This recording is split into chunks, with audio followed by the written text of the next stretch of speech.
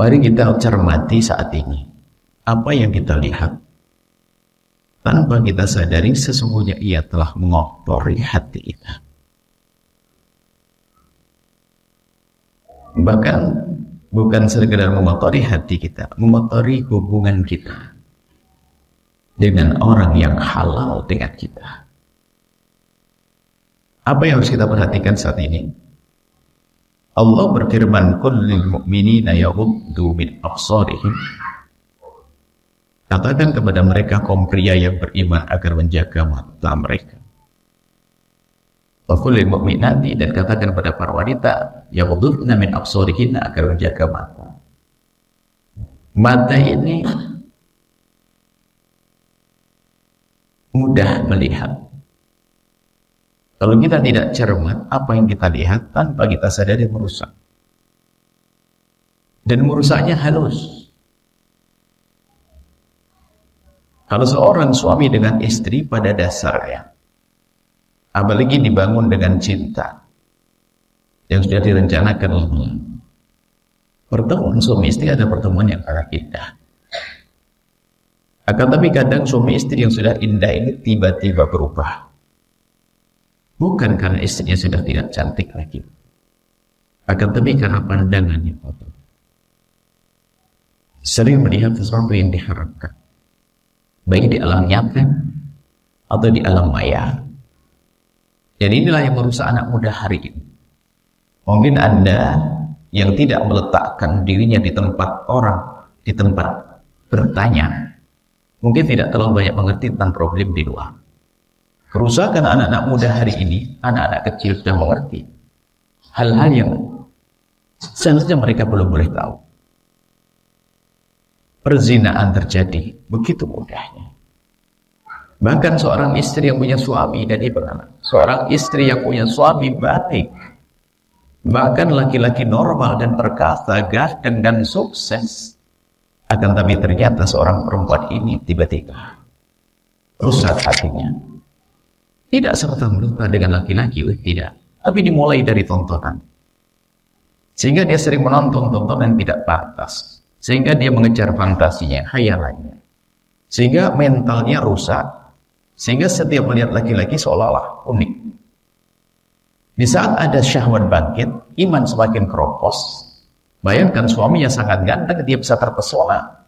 Dia punya laki-laki di rumahnya yang halal, terpesona dengan sesuatu yang haram. Dan mungkin secara kualitas jauh lebih rendah. Gara-gara tontonan. Jangan dianggap sepele. Kami perlu menekankan ini, waspada tentang tontonan-tontonan yang ada di handphone kita. Jangan percaya dengan fatwa ustadz yang mengatakan bahwa menonton film porno suami istri itu gak apa-apa. Naudzubillah. Itu ustadz kalau punya hobi jelek jangan disebarkan ke orang. Ini loh wahai para ibu yang soleh. Kalau Anda mengajak suami Anda nonton film kotor, sebetulnya Anda telah mengajari dia untuk nanti penasaran. Sehingga di saat tidak dengan Anda pun dia akan mencari melihat sendiri. Seorang suami yang mengajari istri untuk nonton film kotor akan ada penasaran karena urusan ini kan syahwat. Nonton film kotor, nonton wilayah-wilayah tertentu bukan seperti lihat pohon mangga yang indah, rindang, tidak. Tapi di saat kita melihat wilayah tersebut, perempuan lihat milik laki-laki, itu ada syahwat yang tumbuh. Bukan seperti kita, melihat pohon rindang, aku ingin lihat tidak.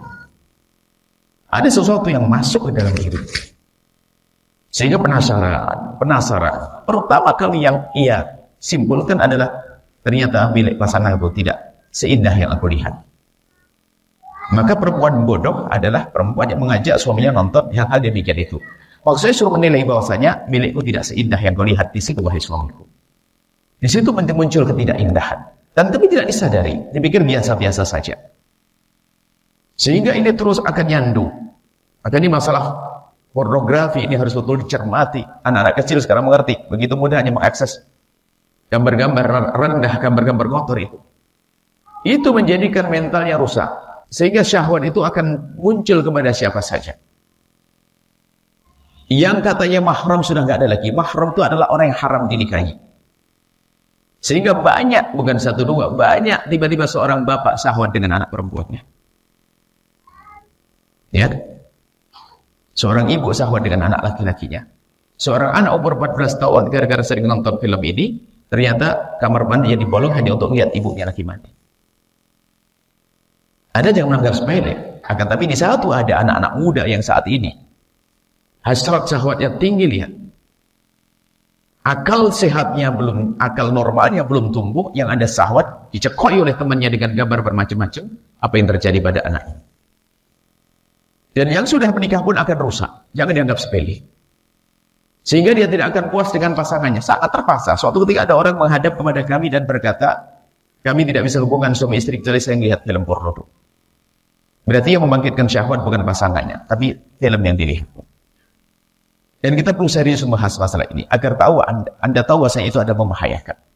Bayangkan seorang wanita yang katanya soleh di rumahnya, rupanya sering dilihat suaminya bekerja, dia di rumah seolah-olah nggak ada kerjaan. Kalau ada kerjaan, baca Al-Quran, berzikir, lihat sesuatu yang positif, dia nonton film itu semuanya.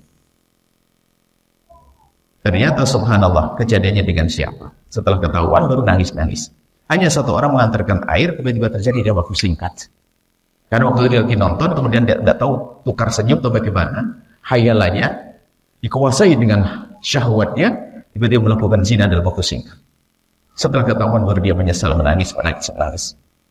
Jangan menyepelekan, itu merusak hati. Sebab kalau kita sering nonton film-film kotor itu, hati semakin keras, jauh dari Allah. Di saat mulai jauh dari Allah, mudah kebawa kepada kehinaan. Dan itu menghancurkan keindahan rumah tangga. Tapi sebaliknya, kalau kita semua yaghuddu, menahan mata kita, lihat, itu haram, gak boleh saya lihat, maka ketahuilah, kalau kita menjaga mata kita, yang halal semakin indah. Yang halal semakin indah. Dan kalau sudah orang hatinya keras karena sering tontonan yang haram, hati keras, lihat, dia pernah mencoba haram sekali, dia ingin mencoba 2 kali, 3 kali, terus tidak akan hentinya. Maka orang selingkuh kalau tidak segera tobat, sadar kepada Allah, dia akan terus mengulang-ulang, karena kehinaan itu akan terus terjadi. Karena hatinya kropos. Makanya pertama dihentikan tontonannya. Film-film, kadang-kadang membaca cerita hubungan suami istri, cerita porno, bukan hubungan suami istri, cerita, itu terinspirasi dari cerita. Seorang tuan dengan pembantunya, ini dengan tetangganya, ini semua dibaca dan dinikmati itu oleh seorang ibu pembaca yang katanya rajin hadir pengajian. Dinikmati cerita, sekarang ada cerita dulu. Dia terinspirasi, akhirnya dia pikir membantu, mikir ini, na'udzubillah. Lupa kepada Allah. Ingat, zina adalah hina, zina adalah rendah. Kalau ada orang kafir masuk Islam, namanya mu'allaf, seorang cucu masih bangga. Tapi kalau sudah seorang cucu punya nenek berzina, itulah kehinaan yang nempel di jidat oleh kakek, nenek, dan sampai keturunan. Zina adalah hina, takutlah kepada Allah, jangan main-main urusan ini. Bukan tiba zina adalah mengumbar mata, tidak hati-hati, tidak waspada. Kadang sudah punya yang halal di rumah, ternyata dia melakukan yang haram. Seolah-olah yang haram lebih indah karena ada dihiasi oleh syaitan karena tontonan-tontonan. Dan itu tidak serta-merta. Gak ada orang bangkit melakukan zina dalam serta-merta. Tidak ada melakukan zina karena mukadimahnya dia. Fantasi, dia tonton. Bahkan mungkin orang berzina dengan seorang perempuan yang istrinya jauh lebih cantik dari dia. Kenapa? Dia menghayal seolah-olah ada sesuatu yang unik, sesuatu, dan selalu begitu. Hukuman di hadapan Allah, kehinaan. Orang melakukan zina hukumnya dosa besar. Kalau sudah punya pasangan, kami dalam Islam dirajam karena sudah tidak mulia lagi, rendah. Ada pintu halal, kenapa melakukan yang haram? Kemudian dia gara-gara fantasi, mohon maaf, ini satu pengakuan, dia menginginkan suaminya seperti yang dilihat di film itu. Ternyata di saat suaminya tidak seperti yang di film itu, menganggap suamiku lemah. Padahal film itu film. Dia berangkat. Pengakuan, kenapa kok sampai seperti itu? Karena saya menganggap suami saya tidak seperti aku lihat di film. Terus saya akan mencoba. Di alam nyata pun nggak ada karena itu film. Sehingga dia berpetualang, laki-laki. Sehingga hanya terpesona dengan gantengnya seseorang, kegantengan seseorang. Lebih mudah dan sebagainya. Na'udzubillah, itu muncul kebusukan. Hati-hati, takutlah kepada Allah. Maka dari mana kita mulai menutup mata? Jangan biasa mengumbar. Jangan dianggap sepele. Kelihatannya sederhana. Memperhatikan ketampanan seseorang di film, diperhatikan, mengidolakan. Akhirnya diberhayal. Suatu ketika ada seorang perempuan, "Buya, apakah boleh kalau saya sesaat berhubungan dengan saya, berhubungan dengan suami saya, lalu saya menghayalkan tentang seorang?" Kok bisa? Kenapa saya harus menghayalkan seseorang? Dari kemarin dia sudah menghayal tentang dia. Dan itu ada, dan itu kebusukan, dan Allah Maha tahu. Allah akan sengsarakan orang itu, hatinya gersang, tidak akan menemukan kepuasan. Tapi kalau orang hanya merindukan yang halal, dengan satu halal dia akan puas. Tapi dengan haram, 1000 haram, minta yang 1001. Dia tidak akan puas. Seperti orang nonton film porno, lihat, dia akan pindah katanya. Pindah lagi, sampai berjam-jam dia. Padahal dia nggak sampai. Hanya melihat, penasaran. Boleh dari yang kurus, yang gemuk, kucil, tinggi pajak. Dia cerita. Dan kalau sudah kena penyakit itu refleks betul. Ketika satu anak muda. Makanya jangan main-main urusan film kotor itu. Satu anak muda, dia baik. Waktu di SMP-nya, dia liar betul, dia terprosok dalam dunia itu. Kecanduan dia, sampai mental sudah kena betul. Jadi memang kecanduan betul. Akhirnya dia masuk ke tempat yang baik, yang mulia.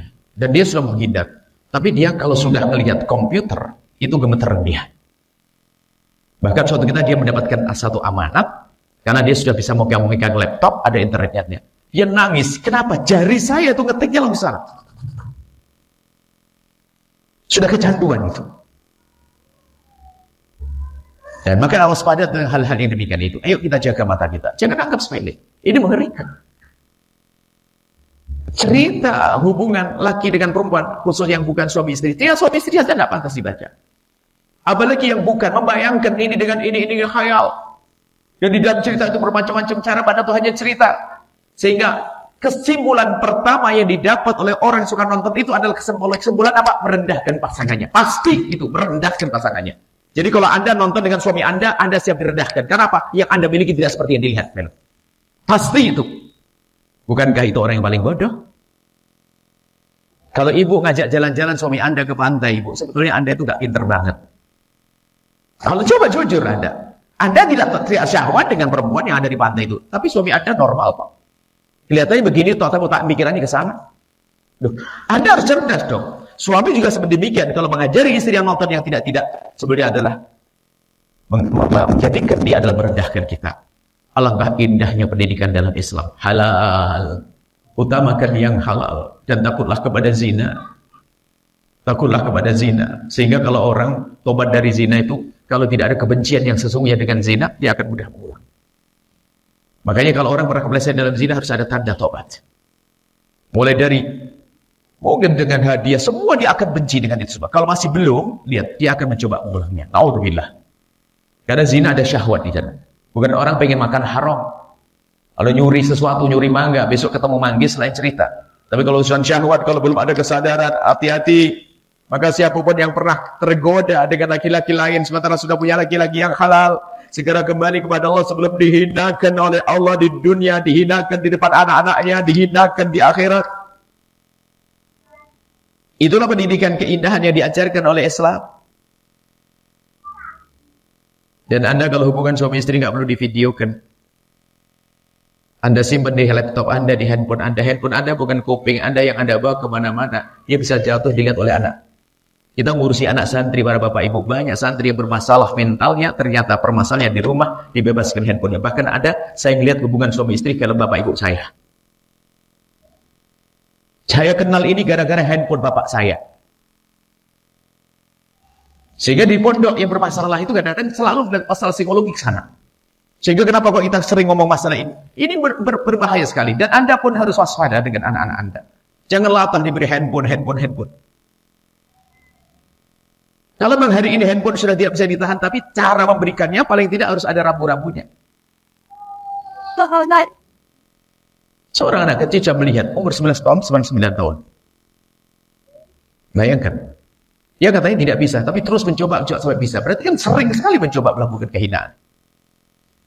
Kalau sudah ini sedih kita kalau lihat keadaan umat zaman ini.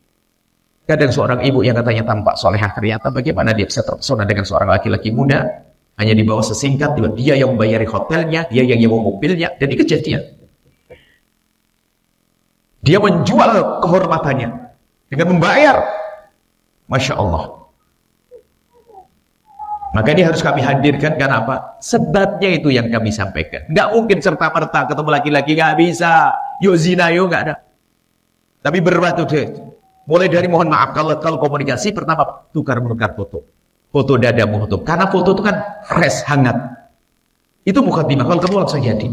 Makanya jangan sampai foto Anda ada berikan kepada laki-laki yang bukan suami Anda. Jangan berikan. Anda minta apapun, dia penyelatih, nanti tukar-menukar. Barter, setelah kita memberi, dia memberi. Kita memberi terus sangat bermacam-macam. Video call segala macam dan seterusnya. Hati-hati.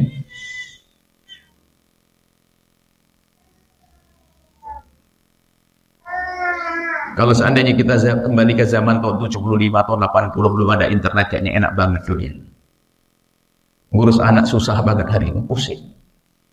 Kita banyak santri dan sebagainya. Setiap ada santri bermasalah, kalau kita lacak, permasalahan adalah di rumah dibebaskan sama ibunya urusan handphone. Dia bisa mengerti hubungan ini itu dan sebagainya. Mengerikan. Maka waspadalah wahai para hamba tercinta, hamba terkasih Allah. Jangan latah dengan anak-anak di rumah. Sampai kami sering menyampaikan kalau seorang ibu menemani anaknya browsing internet itu jauh lebih bagus daripada sholat sunnah. Dan kita seorang ibu harus beri suri teladan dong. Asal handphone itu sebetulnya karena bapak ibunya yang ngasih contoh. Ada seorang perempuan di rumah nempel handphonenya. Apa dengan handphone? Kalau bisa di rumah itu handphone ada aturannya. Kalau kita ingin menggunakan handphone, apa salahnya kita minta izin? Sayang, Umi mau telepon ayah. Kalau mau nonton video, kasih tahu apa yang kita tonton supaya tidak sembunyi-sembunyi. Anak juga sembunyi-sembunyi nanti. Sayang, mau nonton video ceramah ini dengar. Sekarang anak ibunya sembunyi-sembunyi dan sebagainya. Sampai ada seorang bapak, anaknya nangis. Anaknya, santri anaknya anak. Anaknya nangis, ayahnya sudah tidak malu lagi nonton yang gini-gini. Ayo. Bagaimana keadaan di luar sana? Ini berita anak yang akhirnya bisa masuk ke tempat-tempat yang baik. Itu cerita tentang masa lalunya di luar. Makanya kami sampaikan yang demikian ini semua harus waspada dan mengerikan. Sedih. Belum lagi naudzubillah zina. Zina terasa indah dengan haram itu. Naudzubillah karena proposnya iman. Tapi orang punya iman tersentuh tangannya, seorang wanita mulia tersentuh tangannya, dia akan gemeteran dan dia ketakutan. Terjebak di lift misalnya dengan laki-laki, dia akan gemeteran. Tapi kalau sudah biasa nonton itu ada barangkali itu ada sesuatu yang unik di dia. Zaman ini beda wahai hamba Allah, bukan zaman dulu. Sekarang prasarana untuk melakukan zina sangat cepat. 10 menit bisa melakukan zina dengan telepon. Pergi kemana? Hati-hati. Sekarang ada kontrol suaminya lagi di mana, istri lagi di mana. Mari kita kembali kepada keimanan, takut kepada Allah. Kalau urusan kehinaan nggak pandang. Seorang nenek-nenek umur 60 tahun gara-gara reuni SMA tiba-tiba meninggalkan cucunya. Cucunya sampai nangis-nangis. Tidak tahu apa yang dilakukan, Allah alam. Agar tapi begitulah namanya gara-gara sering komunikasi. Pokoknya kalau itu bukan milik, bukan suamimu, hati-hati berkomunikasi. Jangan sampai Anda terpesona. Dari sini nanti akan muncul keindahan yang hakiki di rumah kita. Sang suami menahan tidak, selagi haram aku tidak boleh dekat-dekat. Selagi haram tidak, gambar dilewati. Karena di berada-berada kita kadang ada gambar-gambar tidak pantas. Jihad, astagfirullah, tidak. Makanya jangan guyon urusan aurat. Ada seorang, semoga Allah mengampuni, suatu ketika kadang-kadang dari pihak suri teladan sendiri gak beri suri teladan. Saya sedih suatu ketika dengan satu ustadz, semoga Allah mengampuni. Guyonan, masuk sebuah hotel. Kebetulan hotelnya bukan hotel yang syar'i, jadi banyak. Apa kalimatnya? Wah, ini baru tontonan bagus. Bagaimana mengatakan bagus? Menyibari. Yang bagus ya hanya istrinya dong seharusnya. Enggak usah nyanjung, lihat caption, paha terbuka lo mengatakan bagus. Kalau ngomong apa? Di pondok melihat perempuan pakai kerudung semuanya. Bagaimana Ustaz kalau ngomong begitu? Langsung jatuh di barangan saya. Mana syariat? Kalau seandainya ada orang melakukan dosa, cukup antara dia saja dengan Allah. Jadi pelajaran kita hari ini menjaga mata, karena semuanya punya handphone dan sebagainya, jangan dianggap sepele, karena halus pergeseran nilai itu. Jadi Anda melihat mula-mula biasa saja, mula-mula ragu-ragu melihat. Mungkin gemeteran pertama kali seorang itu melihat. Kemudian sudah mulai biasa, akhirnya hobi, bisa nge-save, wah bisa carinya pinter. Akhirnya sering terlambat tidur. Sudah itu tahajudnya akan hilang, karena biasanya jam 11 sudah tidur. Karena sudah mengerti tontonan ini menjadi jam 12. Karena sampai jam 1. Ini pengakuan orang. Bahkan yang mengatakan yang sudah tobat itu lebih dari akhir, lebih daripada obat-obat doping. Sampai saya pagi saya melihat. Padahal saya hanya penasaran dong. Penasaran. Sehingga kerjaan berantakan. Anda tidak perlu nengok orang lain. Kita menengok diri sendiri. Pokoknya aku tidak boleh terjerumus, gitu saja selesai. Agar semakin indah di rumahmu. Pasanganmu semakin ganteng karena matamu terjaga.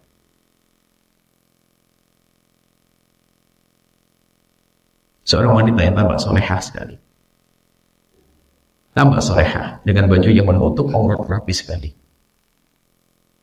Tak tanya apa? Na'udzubillah, saya menceritakan waktu itu. Dia diperlakukan oleh ayahnya sendiri. Yang menjadi masalah apa? Dia tidak memberontak. Karena apa? Rupanya dia berkurang-kurangnya pakai baju yang rapat, tapi dia sering nopang. Jadi di saat diperlakukan begitu dia, ini jangan dianggap hal-hal ini aneh. Hal ini sudah biasa karena mata. Kalau mahram itu, wahai ibu yang solehah, seorang anak lihat orang ibunya itu nggak bisa. Astagfirullahaladzim. Lihat adik yang nggak bisa mahram, makanya haram dinikahi. Mahram nggak bisa. Tapi hari ini seorang adik mengintip kakaknya. Gara-gara tontonan, maka ini masalah waspadalah masalah gambar-gambar tontonan ini. Ada sebagian mengentengkan Allah tidak bahaya sekali, mental akan rusak. Kita akan bicara masalah ini. Kemudian kami lanjutkan tentang bahayanya zina, na'udzubillah. Bukan hanya takut penyakit. Makanya berita terakhir tentang, itu kan berita mau diulang lagi tentang ATM kondom dulu, Masya Allah. Jadi bagaimana nanti sudah setiap hari nonton syahwat, nanti kantor kontrasepsi semakin gampang. Wah ini kacau kalau. Yang korban siapa? Anak kita nanti. Ya, zaman generasi anak kita. Mengerikan. Semoga Allah menjaga Anda. Semoga Allah menjaga Anda semua. Allah menjaga kita semuanya. Dijaga. Kalaupun ada yang kepleset, ketahuilah, niat lalu biar berlalu. Sekarang tingkatkan kualitas keimanan kita kepada Allah. Ayo, kalau mulai bangkit syahwat, ingat Allah. Haram itu dosa. Belum lagi seorang suami, seorang istri khianat suami. Biarpun suami mengampuni, memaafkan, Allah murka besar. Karena khianat.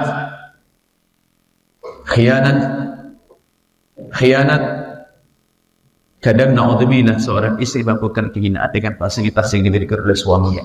Kira-kira dosa apa lebih gede dari itu? Ini terjadi. Melakukan kehinaan dengan fasilitas yang diberikan oleh suami. Mobil suami, kasur suami, uang suami. Kami tidak, kalau Anda insya Allah terjaga. Tapi ini harus Anda miliki. Kalau tidak, Anda akan kebawa kepada budaya-budaya jelek. Anda orang aman, Anda solehah, Anda terjaga. Tapi kalau Anda mengentengkan urusan pandangan, semuanya dari ini. Nonton film roman yang ngaco, kemudian cerita-cerita, ada cerita-cerita tentang hubungan-hubungan, Masya Allah, ya terus hobi dengan itu semuanya. Tiba-tiba hatinya rusak, mentalnya rusak. Dan takutlah pada zina dan khotimah zina. Dan apa wala taqrabu zina, jangan dekat-dekat dengan zina. Makanya jangan berduaan dengan bukan mahram. Berduaan bukan dengan mahram nggak boleh. Karena membahayakan, Masya Allah.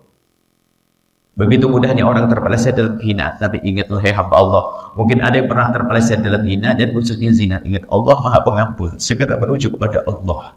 Pastikan Anda menyesal. Pastikan orang itu menyesal. Menyesal itu gampang melihat tandanya.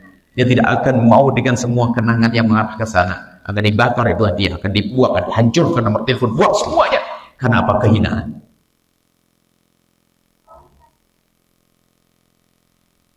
Hati-hati dengan reuni, cinta lama bersemi kembali katanya. Innalillah, dus bukan. Karena waktu dia di SMP dulu nggak punya masalah, nggak ada nanggung utang, langsung nggak. Jadi kesannya seneng toh. Waktu di SMP belum punya masalah, masih seneng toh. Kalau suami istri kan kadang-kadang harus menyusui, harus mandiin anak, suami marah segala macam. Mau dibandingkan waktu di SMA no problem, maka soal terkesan. Sehingga tiba-tiba gara-gara reuni berubah hati dengan suami. Ini banyak. Bahkan kalau biasanya ada yang ngangguk kok melihat temannya. Mungkin ada di antara kita menyaksikan teman kita semacam itu. Ya loh. Kita jangan masuk wilayah itu. Itu kehinaan. Gara-gara memperhatikan. Dan kalau kita tidak waspada, apakah kita mau terjerumus juga? Terjebur juga dalam kehinaan? Inilah pesan yang paling indah yang kami sampaikan hari ini. Kenapa? Kami ingin Anda indah di rumah Anda. Semuanya saling menjaga. Sang suami menjaga. Saya melihat yang haram tidak boleh. Berdua enggak boleh. Haram. Akhirnya semakin indah. Ketemu dengan pasangan semangat terus. Seperti pengantin baru. Ini saja. Kemudian Allah Maha Kasih siapapun yang terpeleset. Istighfar yang banyak. Dan tidak usah diceritakan kepada siapapun dari bangsa manusia. yang pernah kepleset dalam zina, tapi tolong sebab-sebabnya zina dihentikan, tontonan dihentikan, kalau tidak akan makin lagi. Yang pernah kepleset dalam zina, waktu minta ampun kepada Allah, nggak usah disebutkan kemana-mana, Allah Maha Kasih. Kalaupun dosa kita besar, pengampunan Allah lebih agung.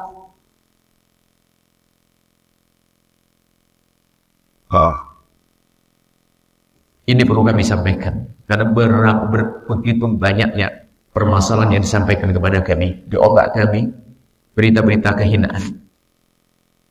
Makanya sahabat, mungkin Bapak Ibu melihat saya semakin tua. Ini kadang-kadang dengar berita itu sedih sekali Allah. Kadang tampak dia baik sekali, seorang perempuan tampak baik, kenapa bisa semacam itu? Kalau menurut itu kan nggak masuk akal dia begitu. Langsung waktu saya nggak mungkin setelah letak, coba lihat. Anda suka nonton ini, jangan semua iya kan. Makanya sebabnya ini saya sampaikan. Suka nonton film-film, kamu ngikuti, gak sadar dia. Terus kau tukar foto kan? Iya. Kalau foto lama kan gak pengen yang hangat. Padahal sama fotonya, minta dikirim yang baru. Video yang baru. Terus begitu. Rusak. Kami tidak menunjuk siapapun akan, tapi ayo kita belajar. Jangan sampai kita masuk wilayah kehinaan itu. Dan kita perlu ngaji serius. Kita mau ngaji serius, berubah akhlak kita. Baik, ini saja insya Allah kami sampaikan. Mungkin ada pertanyaan. Tanya jawab, tolong kalau pertanyaan, jika itu ada sangkut pautnya dengan dosa pribadi, jangan menyebut aku. Gimana kalau saya telah begini? Enggak, itu dosa pribadi antara Anda dengan Allah. Kalau menyebutkan teman saya begini, oke lah. Tapi tidak usah disebut namanya juga. Coba ada mau Buya, saya pernah selingkuh. Aduh, jangan ngomong begitu. Tidak usah ngomong. Yang penting tobat kepada Allah. Nggak perlu. Bahkan ada orang yang polos dengan kami, sudahlah. Kalau kamu telah terlanjur cerita padaku, saya tak akan cerita kepada siapapun. Dan Anda berjanji tidak akan cerita kepada siapapun. Kalau ingin diampuni oleh Allah. Karena dosa kepada Allah itu tanda diampuninya, kita malu menyebut kepada siapapun. Ini saja insya Allah. Semoga Allah menjaga kita semuanya. Pandangan kita hanya yang halal. Ingat, satu halal kita akan puas. Karena tidak akan tamak dengan yang haram. Tapi 1000 haram minta yang ke 1001. Penasaran, na'udzubillah. Sehingga Anda pernah melihat orang, kenapa kok dia kepleset zina lagi. Karena ada penyesalan yang sesungguhnya kepada Allah. Dia merasa ada penasaran. Karena syahwat itu berkala, datang seperti orang lapar. Na'udzubillah. Dia pun kadang-kadang menangis-nangis depan istrinya, suaminya menangis-nangis, hanya tangis sesaat. Kalau belum betul-betul ada kesadaran, dia ingin kembali kepada Allah, susah. Baik.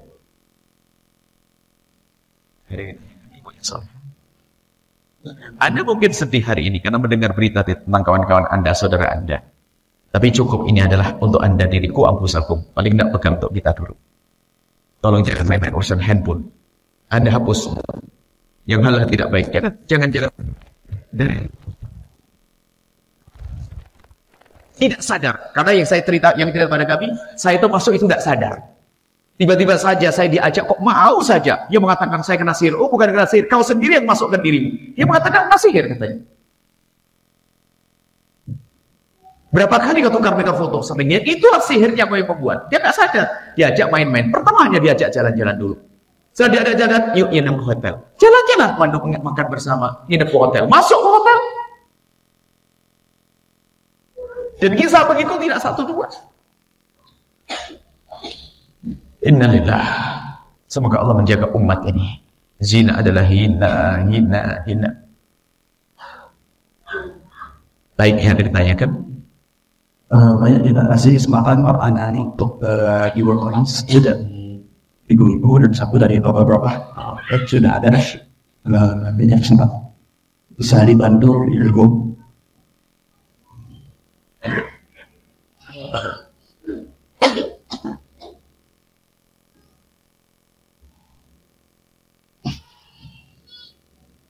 Ini, assalamualaikum Ustaz.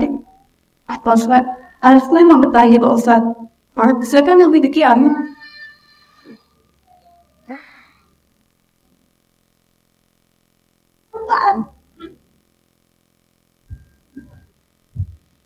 Mana saya itu berkebelah Ustaz. Kalau lagi kan harus berbahawa terbaik awal ada film. Karena harus saya antisipasi. Sedangkan juga pemilik anak perempuan Jerman dan kadang kelihatan aku pas terjadi kemarin tidak apa yang menjual. Jadi kadang anstrengt lagi orientifnya gitu.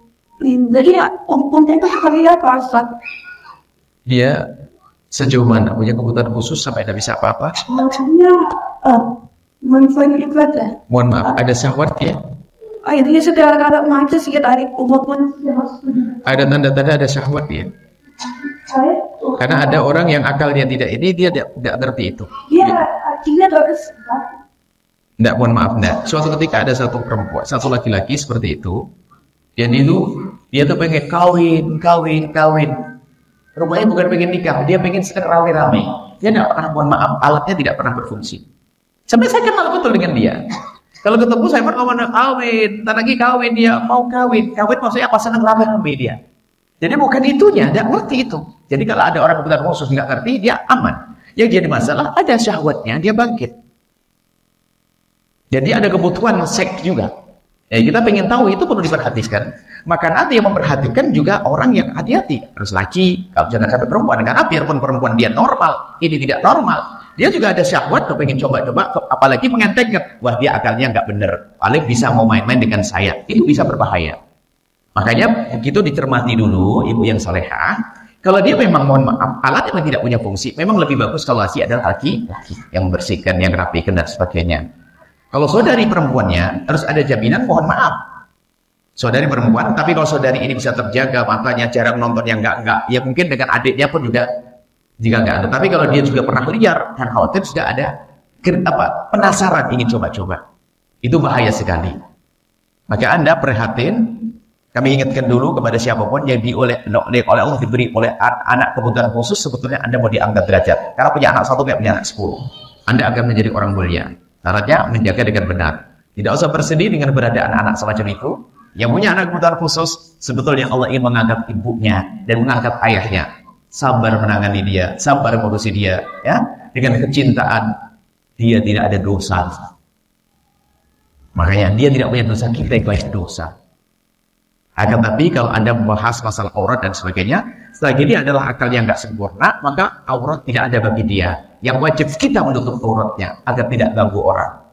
Kalau dia perempuan, dia nggak ada dosa. Perempuan yang kebutuhan khusus, dia kebuka auratnya nggak dosa dia.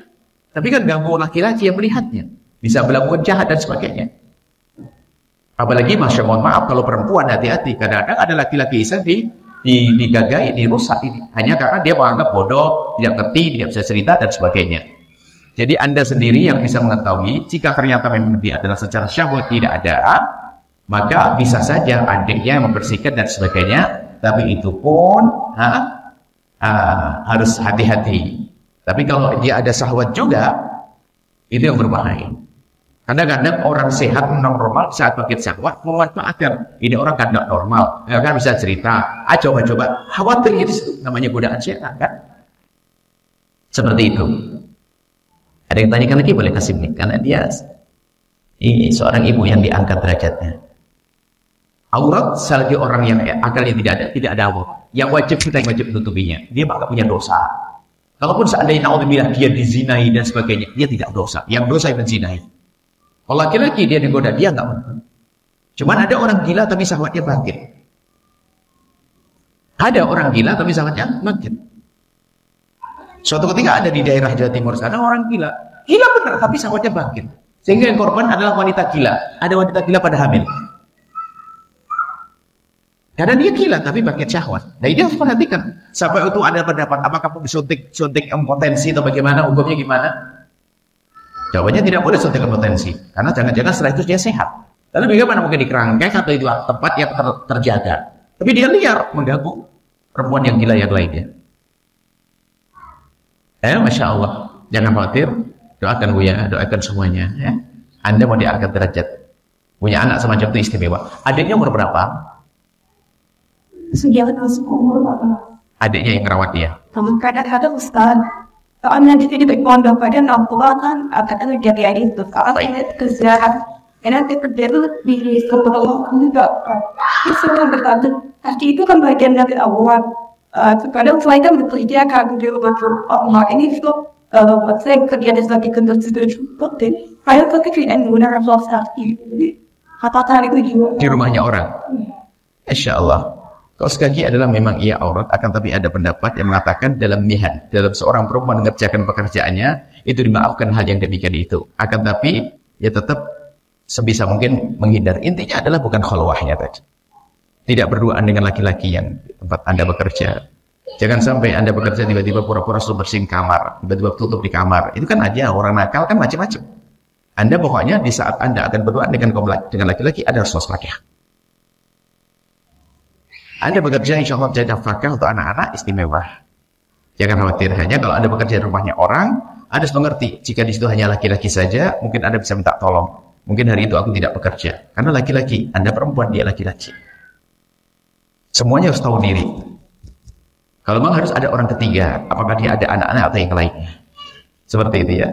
Urusan masalah apa namanya, kaos kaki dan sebagainya, sebaiknya Anda tutup. Kalau tidak, diizinkan adalah terbuka urus dalam mihnah itu adalah untuk aktivitas kelihatan ini, aktivitas itu adalah diperkenankan, diizinkan karena ada mengerjakan sesuatu pekerjaan ya. Semoga Allah menjaga Anda, Allah berikan rezeki yang cukup. Saya hanya mikirin putra Anda. Jika putra Anda itu adalah mohon maaf, Anda yang tahu sendiri kan setiap harinya tentang mohon maaf. Jika itu bisa, maka anak perempuan Anda tidak boleh ngurusinnya. Enggak sih, Ayo udah, jangan memandikannya, jangan. Kalau menjaganya iya, akan tapi kalau sampai ngurusin mandinya dan sebagainya. Kita tuh malu mutus ya setelah kalau tidak saya orang tua Ada lagi sebaliknya. Kalau normal kan ada dia yang jahat, dia menzinai. Ada di tempat kita tuh beringas betul sampai satu adik-adiknya tuh pada berkata. Jadi yang saya itu paling takut dengan adik saya, kakaknya tuh. Kenapa? Dia kalau beringas tuh pengen ngajak begituan. Ada. Dia ideal. Tapi kalau sudah tuh kayak berontak, kayak binatang gitu. Itu yang sampai mohon maaf ditampakkan itunya. Dia nggak berakal. Pengennya begitu sampai mohon maaf dia tuh tidak malu karena orang nggak punya akal. Dia mengeluarkan di depan siapa saja sampai derajat begitu. Dan itu kan bahaya, artinya selagi itu dia normal harus kita waspada sekali. Dianya mungkin dia memang tidak berakal, tapi yang di kiri kanannya mungkin ada yang coba-coba pengen lihat main-main dan sebagainya. Namanya perempuan, ada syahwat. Perempuan lihat itu kan syahwat. Kemudian pengen coba-coba main-main dan sebagainya. Hanya biarpun dipegang dan sebagainya, itu kan bertahap. Dari pegang-pegang ke semuanya.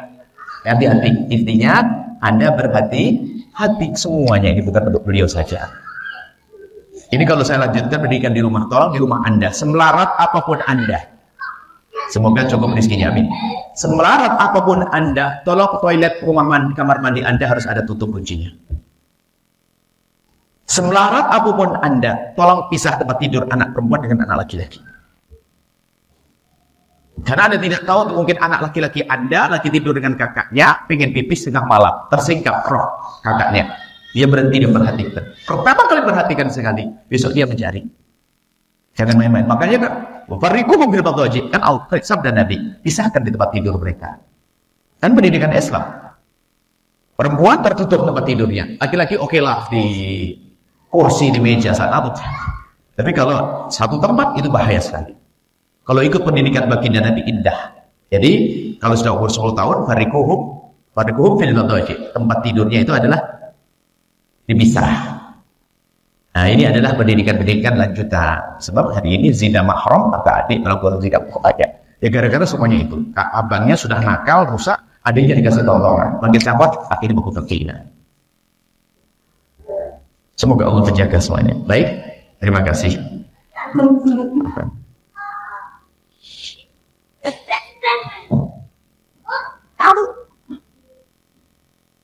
Baik, terima kasih. Untuk kesempatan yang terbuka lagi kepada Allah pertanyaan awal tiga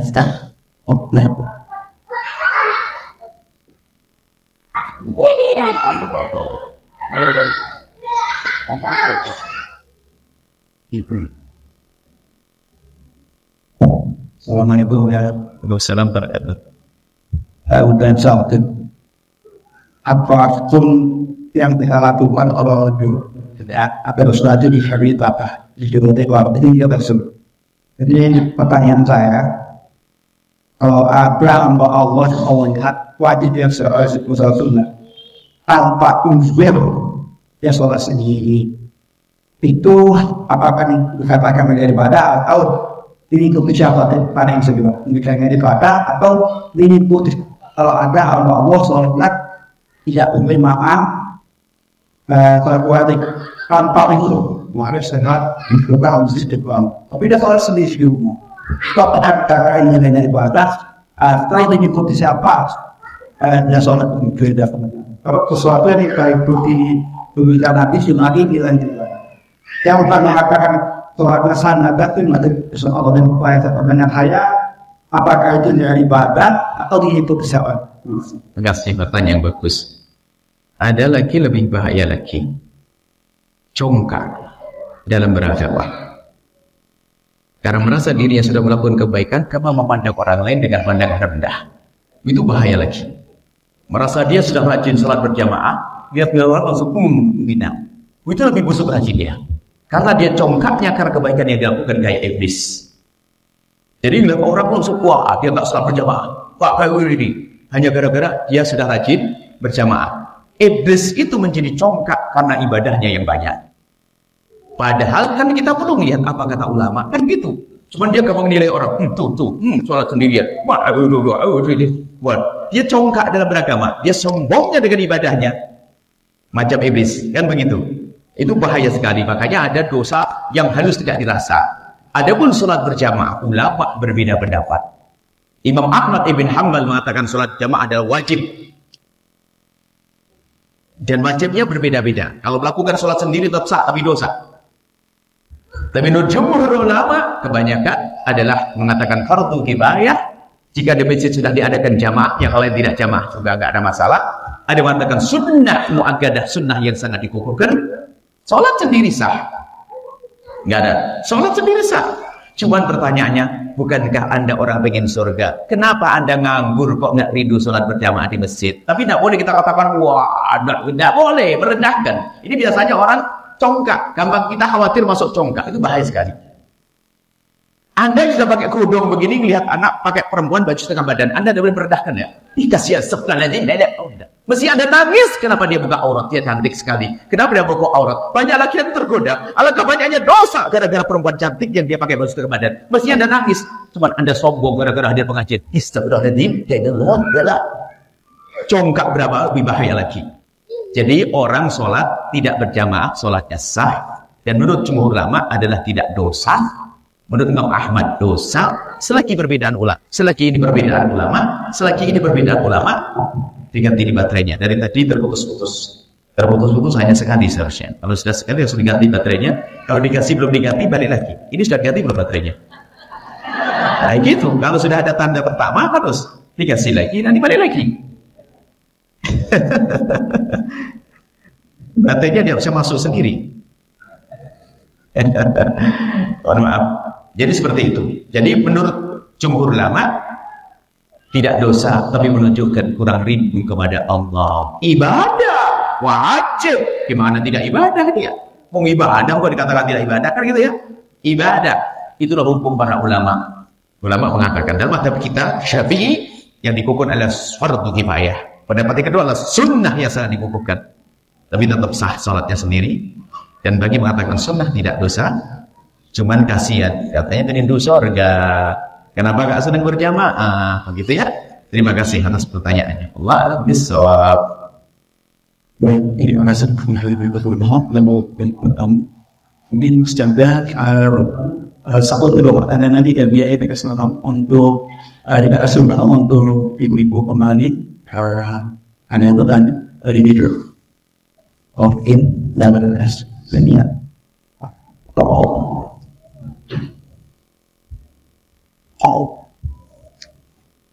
Diber.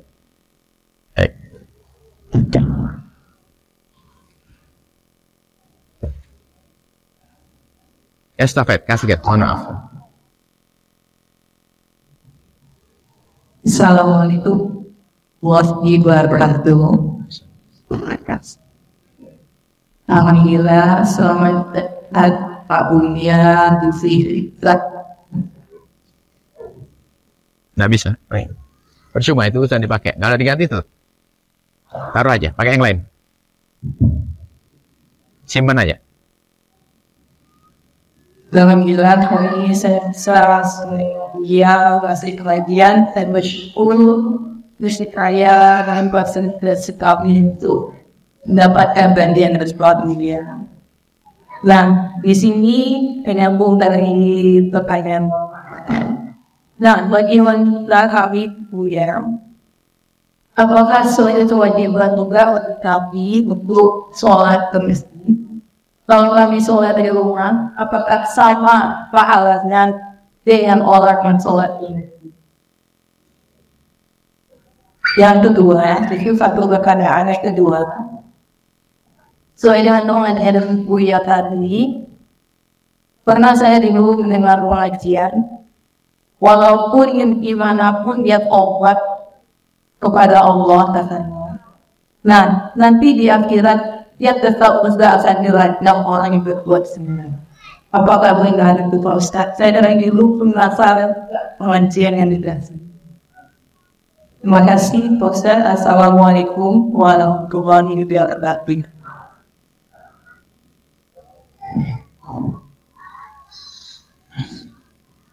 Bicara ilmu hukum harus jujur. Kalau bicara tentang motivasi, babnya beda. Motivasi kami adalah jangan sampai ada orang sholat di rumah, kaum pria. Gimana masjid dibangun capek-capek, ada AC-nya, kalau tidak sholat di masjid, ini gimana ini? Kan gitu ya. Mana kerinduan Anda kepada Allah? Cuma bicara hukum beda. Bicara hukum tadi saya sampaikan, tidak wajib. Tidak wajib Anda melakukan sholat di masjid, selagi sudah ada yang melakukan di masjid. Kalau itu sholat jamaah dianggap fardhu kifayah. Jika ada satu baris yang lain sholat di luar, tidak wajib. Cuman masa urusan kita hanya bab wajib-wajib, mana kesunahan yang kita rindukan?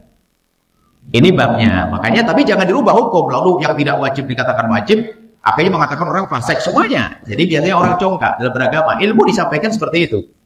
Jadi memang jumhur ulama mengatakan adalah fardhu kifayah. Jika sudah ada yang melakukan di masjid, yang lain sholat di mana saja. Karena agar syiar masjid tetap ada. Atau mengatakan sunnah yang dikukuhkan, kecuali madhab Imam Ahmad bin Hanbal, madhab Hambali. Sebagian madhab Syafi'i ada mengatakan wajib. Harus jujur mengatakan hukum, supaya kita tidak gampang menilai orang dengan nilai rendah, jelek, kotor. Itu bagi kaum pria. Bagi wanita, kalau wanita lebih longgar. Hanya pernah ada hadis Nabi, la tamna'u ima'akum anil masajidi. Jangan melarang perempuan kalau datang ke masjid. Berarti sebetulnya kan tidak dianjurkan, tapi kalau datang ke masjid harus ada aturannya. Jangan pakai dandan yang aneh-aneh, jangan kemenyek, ganjen, jangan aneh. Itu harus tempatnya harus terhormat. Itu harus. Dan masjidnya juga kecil, lakinya banyak. Nyelonong perempuan pakai baju dandan tidak karu-karuan. Ya itu jadi fitnah. Ada aturannya, semua ada aturannya. Kalau sholat di masjid, di rumah, sholatnya di rumah. Bagaimana saya pengen berjamaah? Suaminya saudara ini. Dan suaminya sholat di masjid 2 kali sholat. Kan ada sholat boleh. Suami yang hebat sholat dulu sama istrinya, baru sholat di masjid. Itu baru. Jangan sampai istrinya hanya suruh melahirkan, tak tahu rasanya sholat berjamaah. Anda sholat di rumah dulu sebelum adzan waktu zuhur masuk, sholat di rumah. Atau setelah Anda sholat dari masjid, Anda temani istri Anda. Sebab disepakati pengulang sholat berjamaah dengan berjamaah untuk nolong orang adalah sah. Ada 2 hadis. Yang pertama ceritanya begini. Ini adalah ilmunya orang. Kadang-kadang yang congkak beragama itu gak senang begini nih. Seharusnya tidak apa-apa. Anda sebagai laki-laki sholat di masjid. Setelah itu pulang menemani istri. Dahsyat. Istri di rumah. Ada satu ketika begini ceritanya. Ada orang datang ke masjid Nabi. Orang itu duduk di pojok begitu. Tidak sholat. Lalu Nabi bertanya, kenapa kamu tidak sholat? Waqad sholaina fi rihalina. Kami sudah sholat ya Rasulullah di rumah. Rupanya dia melakukan sholat di rumah. Lalu Nabi tegur, kalau kamu sholat bersama kami akan jadi sunnah untuk kamu. Berarti boleh mengulang untuk berjamaah. Dari tidak berjamaah jadi berjamaah. Yang kedua adalah setelah selesai sholat berjamaah ada satu laki-laki datang. Bingung, jamaah sudah selesai. Nabi yang penuh kasih mengatakan, man saya tasaddaq bi hadzal rasul falyusalli ma'ah. Siapa yang mau sedekah dengan laki-laki ini, silahkan temani sholat. Maka dianjurkan Anda, wahai orang yang sedang berjamaah, kalau ada temannya ketinggalan, tolong ditemani. Lah temanmu kan banyak, istri temanmu kan? Oh iya, itu termasuk jarang diamalkan. Biarpun dia katanya rajin berjamaah, apa nggak ngerti begini-begini kadang-kadang. Sampai di rumah ya istrinya suruh sholat sendiri, sampai melahirkan. Itu. Anda pulang ke rumah, teman istri Anda. Nah, ini jelas riwayatnya seperti itu. Siapa yang mau bersedekah? Jadi kalau kita temani yang belum sholat, termasuk sedekah. Termasuk begini, sudah sholat zuhur selesai, ada satu orang berdiri. Misalnya ada Pak Polisi telat, misalnya tidak apa-apa, tapi rindu berjamaah karena dia harus parkir di sana. Kasihan sudah pengen jamaah, masa nggak temani? Anda berdiri satu temani, saya temani Pak. Begitu, berlomba menemani, itu menunjukkan kalau dia punya ilmu. Itu loh. Jadi ilmu itu penting. Bukan hanya kayaknya. Ini pertanyaan ibu saja ini menurut kayak mewajibkan. Yang nggak wajib jadi wajib. Akhirnya orang berat semuanya. Akhirnya biasa meninggalkan yang wajib. Ibu yang solehah. Kalau ibu bisa ke masjid dan terhormat, masjidnya gede, dipisah lagi perempuan, aman, ibu boleh ke masjid. Kalau tidak aman, lebih baik sholat di rumah. Temani sama suami nanti. Membuat kami sholat berjamaah itu lebih utama daripada sholat sendiri dilipat gandakan. Masa kita tidak rindu sholat berjamaah? Kalau orang kuat imannya nggak bisa sholat sendiri, takut tidak diterima oleh Allah. Sebisa mungkin cari kawan untuk sholat berjamaah. Nggak mungkin sholat sendiri. Sholat sendiri itu misalnya gampang, lupa lagi ngelantur. Tapi kalau berjamaah itu enak. Maka biasakan Anda sholat berjamaah. Ini bab himbauan, ada hukum nanti pembahasannya. Jangan dicampur aduk di sini. Gara-gara Anda hobi berjamaah lalu nyalahkan orang lain yang tidak berjamaah, ya tidak benar juga. Harus begitu, indahnya hidup itu. Ibu yang soleha, ibu boleh kalau masjidnya gede, aman, terhormat. Kalau harus pergi, tolong hindari hal-hal yang menjadikan orang kena fitnah. Harum yang berlebihan, dan dananya adalah bedaknya 1 cm. Wah, macam-macam lenggok. Ada. Itu kalau Anda bisa terhormat, ada hadis Nabi, jangan kau larang wanita untuk datang ke masjid. Dan ternyata istri-istri baginda Nabi juga i'tikaf di masjid. Wa ya'takifu ba'di azwaju. I'tikaf di masjid istri-istri baginda Nabi sallallahu alaihi wasallam. Terima kasih. Kemudian apa pertanyaan satunya lagi? Ada 2 tadi. Ya Allah, zina Allah Maha Pengampun. Kalau ada orang mau makanya dari itu dosa kepada Allah, ini makanya perlu belajar ilmu. Itu bahaya sekali yang disampaikan. Orang mungkin berzina, mohon maaf, orang berzina sudah punya suami, itu kalau dalam hukum dirajam sampai mati. Akan tapi mengajukan diri untuk dirajam itu tidak dianjurkan. Lebih baik ditutup, disembunyikan. Ada orang datang ke Rasul, ya Rasulullah, halaktu wa qad zanaitu, ya Rasulullah, aku telah hancur, aku telah berzina.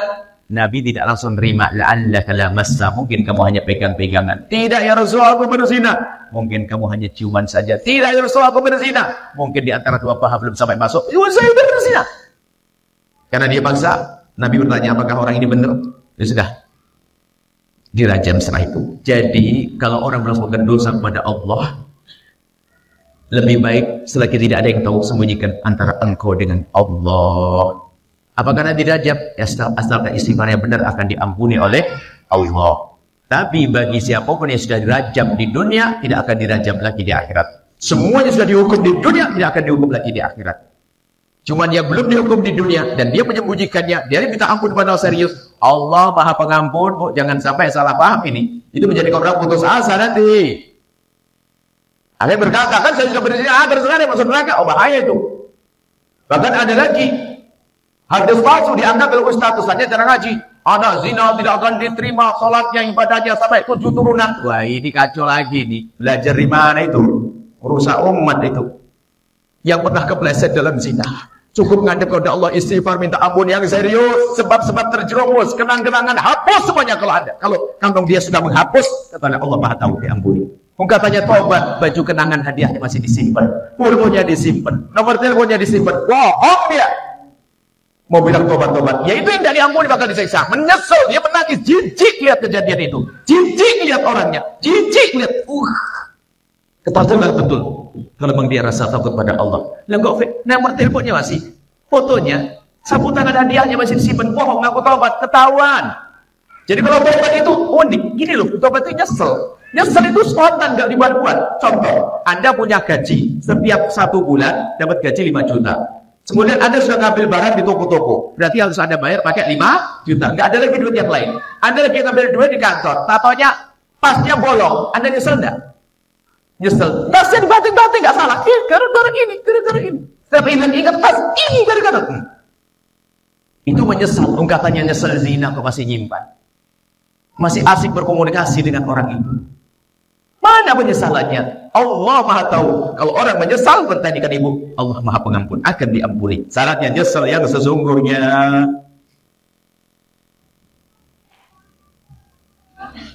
Jangan sampai berita-berita salah itu disampaikan, menjadi orang putus asa.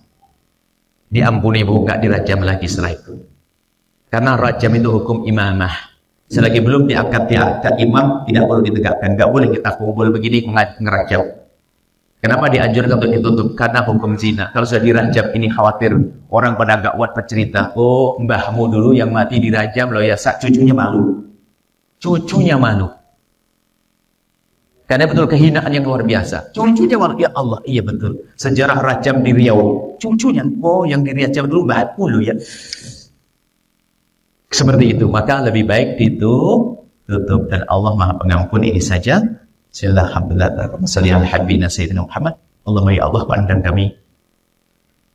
Sekaligus kita doa tentang ya perusahaan Pertamina ya. Bismillahirrahmanirrahim. Allahumma salli ala habibina sayyidina Muhammad. Allahumma ya Allah, pandang kami dengan kasih sayang dan cinta darimu ya Allah. Ya Allah, Engkau yang Maha Kuasa, kami mohon jaga mata kami dari melihat yang halal. Cukupkan kami dengan melihat yang halal. Dari apa yang kami lihat dari yang haram, ampuni kami. Sungguh ya Allah, jika Engkau ingin menghancurkan mata kami karena yang kami lihat sudah sangat cukup. Keramat kotor yang pernah kami lihat. Tapi kami yakin Engkau Maha Pengampun. Jangan hancurkan mata kami. Ampuni mata kami ya Allah. Jauhkan kami dari zina yang busuk dan kau hinakan itu ya Allah. Jika ada ya Allah di antara kami ada hamba-Mu yang pernah terpeleset dalam hina dan busuknya zina, kami mohon ampuni mereka ya Allah. Bencikan kepada zina, tutup aibnya di dunia, sehingga di dunia tidak terhinakan, dan tutup aibnya di akhirat, sehingga di akhirat tidak kau hukum ya Allah. Hukum itu halal untuknya ya Allah. Jangan sampai ya Allah kehinaan menjadi kenangan indah. Na'udzubillah ya Allah, kami berlindung darimu ya Allah. Kami berlindung kepadamu ya Allah, dari ya Allah. Senang dengan keharaman ya Allah. Jadikan kesenangan kami di dalam yang halal ya Allah. Jadikan kesenangan kami dalam yang halal ya Allah. Dan kami mohon jauhkan kami dari menggunjing berzina ya Allah. Cukupkan kami dengan yang halal darimu ya Allah. Di zaman mengerikan, zaman rusak ini ya Allah. Dan kami mohon jaga anak-anak kami dari zina yang busuk dan kau hinakan ya Allah. Jika Engkau menjaga mereka, tidak ada yang bisa menjerumuskan mereka. Dan kami mohon ampuni orang tua kami, ibu kami, jaga anak-anak kami, wujudkan keindahan dalam rumah tangga kami, suami istri yang saling mencintai karenamu ya Allah, dengan anak yang soleh-solehah yang dibanggakan oleh kekasihmu Nabi Muhammad. Dan kami mohon ya Allah, kami di tempat ya Allah, tempat hamba-hamba mencari rezeki, mencari nafkah, perusahaan ya Allah, yang di situ banyak hamba-hamba bekerja, mencari nafkah untuk anak istri. Maka kami mohon berikan kepada mereka keselamatan, ketulusan, dan jaga perusahaan ini sehingga tetap lestari, yang berjuang di dalamnya ikhlas, yang berjuang di dalamnya dan kau beri kebaikan ya Allah, dan rizki yang dimakan oleh anak-anaknya menjadi anak-anak baik, soleh, solehat. Dan kami mohon berikan kepada kami keistiqomahan dalam kebaikan ya Allah. Yang sedikit rizki lapangan dengan rizki yang halal penuh berkah, yang sakit sembuhkan, yang punya hutang mudahkan kami dalam bayar hutang-hutang kami. Dan kami mohon ya Allah, ya Allah, ya Allah, kami mohon jaga rumah tangga kami, jaga anak-anak kami, panjangkan umur kami dalam ketaatan serta sehat walafiat. Berikan kepada kami semua husnul khatimah, mati dalam keadaan iman. Dan kami mohon ya Allah, jadikanlah ucapan kami di akhir hayat kami kelak saat berkah mencabut nyawa kami. Kami ingin saat itu ya Allah, hati dan lidah kami mampu mengucapkan kalimat agung dan mulia. La ilaha illallah sayyidina Muhammad Rasulullah. La ilaha illallah sayyidina Muhammad Rasulullah. La ilaha illallah sayyidina Muhammad Rasulullah sallallahu alaihi wasallam. Rabbana atina fid dunya hasanah wa fil akhirati hasanah wa qina adzabannar. Wa sallallahu ala sayyidina Muhammadin wa ala alihi wa sahbihi wasallam. Alhamdulillahi rabbil alamin. Al-Fatihah. Bismillahirrahmanirrahim. Allahumma amin ya rabbal alamin. Ada pengumuman ibu yang solehah, bapak yang soleh semuanya. Ada Maulid Akbar di pusat Al-Bahjah Cirebon tanggal 8 September atau 5 Rabiul Awal. Silakan berbondong-bondong ke tempat tersebut. Kemudian juga untuk menjaga anak-anak Anda, hati-hati jangan sampai anak salah sekolah di luar pergaulan. Kita siapkan pesantren buat anak-anak Anda di Pekanbaru sana. Dan insya Allah kita bangun juga di daerah Bukit Kerikil. Insya Allah ada SMP Islam untuk SMP di Pekanbaru. Pendaftarannya gelombang pertama 28 25 Muharram atau 1 Agustus sampai 28 Rabiul Awal atau 31 Oktober. Informasi langsung ke 0813 7228 3311 atau Satopek 0821 7037 0465. Alamannya di Tengku Maharatu, Kelurahan Maharani, Kecamatan Kombe Beras, Pekanbaru. Anak-anak SMP Al-Bahjah banyak, ada di Batam, di Jawa banyak, dari Jawa Timur, Jawa Barat ada semuanya. Anda mengingatkan di mana? Pilihannya banyak, jangan ragu. SMP, SMA untuk diantarkan jadi dokter, jadi insinyur, jadi teknik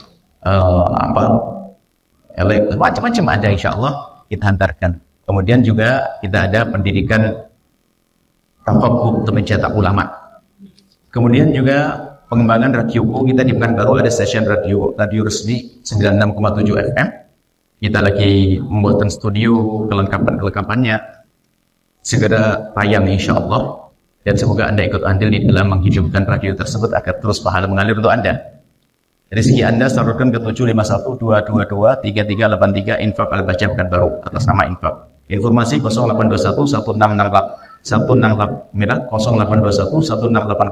6590. Kemudian wakaf pembebasan tanah. Kita juga ingin pembebasan tanah, pelebaran tanah pesantren di Pekanbaru. Insya Allah Anda mencatat nomor telepon, nomor rekening aja, insya Allah banyak rezeki. Tulis nomor rekeningnya. Untuk pesantren Pekanbaru, Anda tidak tahu kalau esok hari Anda dapat rezeki yang banyak. Menantunya banyak duitnya, mertua banyak duit, orang tua banyak duit, suaminya naik gaji, bismillah. Langsung aja untuk membantu pesantren Pekanbaru, PSI 751 222 3383 atas nama Infak Al-Bahjah Pekanbaru. Informasi konfirmasi 0813 722 8331. Itu saja, mohon maaf Anda selalu. Bila taufik hidayah, assalamualaikum warahmatullahi wabarakatuh.